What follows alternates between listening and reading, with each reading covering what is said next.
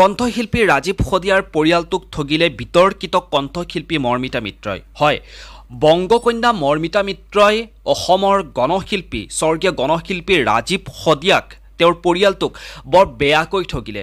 কিন্তু কেনেকৈ সেয়া সম্ভৱপৰ হৈ উঠিল? ৰাজীৱ শদিয়াৰ সেই আৰ্থিকভাৱে দুৰ্বল যিটো পৰিয়াল, সেই দুৰ্বল পৰিয়ালটোক কেনেকৈ বিতৰ্কিত কণ্ঠশিল্পী মৰ্মিতা মিত্ৰই ঠগিব পালে? এই প্ৰতিবেদনত সকলোখিনি কথা মই আপোনালোকক জনাবৰ কাৰণে চেষ্টা কৰিম। আশা কৰিছোঁ এই প্ৰতিবেদন আপোনালোকে আৰম্ভণিৰ পৰা শেষলৈকে চাব।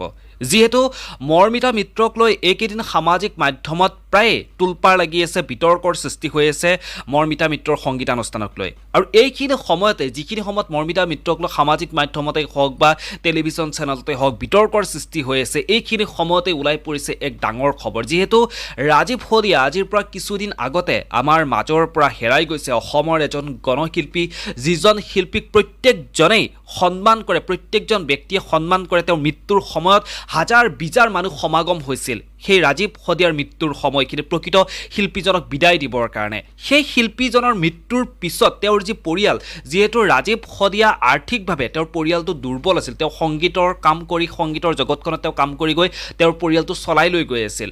সেই পৰিয়ালটোক মৰ্মিতা মিত্ৰ, কণ্ঠশিল্পী মৰ্মিতা মিত্ৰই ঠগিলে।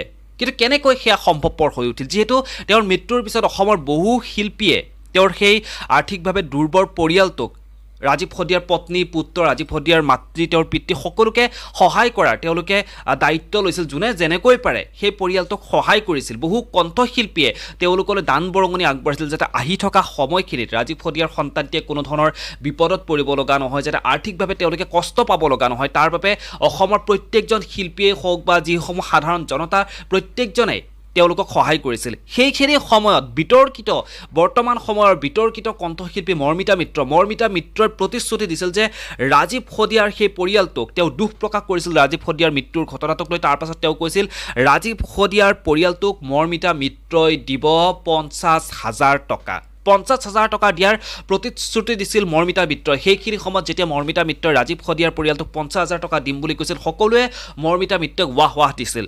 মৰ্মিতা মিত্ৰক সকলোৱে ভাল পাইছিল। কিন্তু ৰাজীৱ শদিয়াৰ মৃত্যুৰ আজি ইমান দিন উকলি যোৱাৰ পাছতো আজিৰ তাৰিখলৈ ৰাজীৱ শদিয়াৰ নামত মৰ্মিতা মিত্ৰই যি প্ৰতিশ্ৰুতি দিছিল 50,000 টকা দিয়াৰ কথা, সেই 50,000 টকাৰ কিন্তু এক টকাও নিদিলে ৰাজীৱ শদিয়াৰ পৰিয়ালটোক মৰ্মিতা মিত্ৰই পাহৰি গ'ল। ৰাজীৱ শদিয়াৰ নামত দিয়া তেওঁৰ সেই প্ৰতিশ্ৰুতিৰ কথা ৰাজীৱ শদিয়াই পাহৰি গ'ল।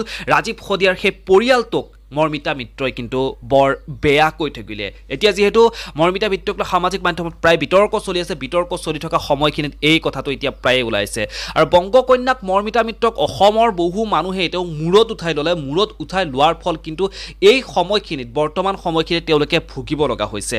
তেওঁ অসমত থাকি অসমৰ সংগীত পৰিৱেশন কৰি, তেওঁ নিজৰ কোনো ধৰণৰ সংগীত নাই, কণ্ঠশিল্পী জুবিন গাৰ্গৰ সংগীতবোৰ পৰিৱেশন কৰি তেওঁ অসমত ব্যৱসায় বাণিজ্য চলাইছে। ৰাজীৱ শদিয়াৰ মৃত্যুৰ নামত তেওঁ 50,000 টকা দিম বুলি তেওঁ ৰাইজৰ পৰা চিম্পেথি আদায় কৰিছিল। গতিকে এনেবোৰ মানুহৰ পৰা কিন্তু আমি সকলো সাৱধান হৈ থকাটো অতিকৈ বেছি প্ৰয়োজন। বাকী এই বিষয়ে আপোনালোকে আপোনালোকৰ মতামতসমূহ জনাবৰ কাৰণে একেবাৰে নাপাহৰিব। এই প্ৰতিবেদনত মই জনালোঁ যে ৰাজীৱ শদিয়াৰ পৰিয়ালটোক কণ্ঠশিল্পী, বিতৰ্কিত কণ্ঠশিল্পী মৰ্মিতা মিত্ৰই কেনেকৈ বৰ বেয়াকৈ সেই পৰিয়ালটোক ঠগিলে। এই প্ৰতিবেদনত মই সকলোখিনি কথা আপোনালোকক জনাবৰ কাৰণে চেষ্টা কৰিলোঁ। আশা কৰিছোঁ এই প্ৰতিবেদন চাই আপোনালোক সকলোৱে ভাল পালে। বাকী আপোনালোকে এই বিষয়ত আপোনালোকৰ মতামতসমূহ তলৰ কমেণ্ট বক্সত কমেণ্ট কৰি জনাব বুলি আশা কৰিছোঁ। আৰু যদি এনে খবৰসমূহ প্ৰতিটো মুহূৰ্ততে আপোনালোকে পাই থাকিব বিচাৰে, তেতিয়াহ'লে RS নিউজ এই চেনেলটো ছাবস্ক্ৰাইব কৰি কাষত থকা বেল আইকনটো বজাবলৈ একেবাৰে নাপাহৰিব। ধন্যবাদ, পুনৰ লগ পাম।